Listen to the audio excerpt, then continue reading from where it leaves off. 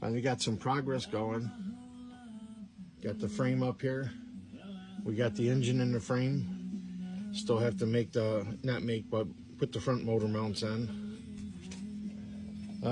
Side covers are off because got to do the slave clutch. We got to take the clutch off and get back in here. This bike has that 4th gear problem, and we'll have to replace some parts inside here, which I will do a live of that.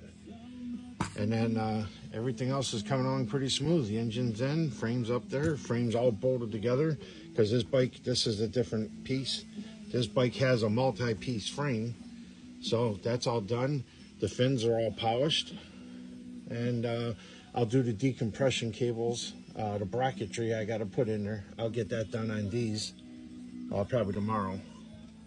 But other than that, it's looking pretty good. That's just a light from my garage that's messing up.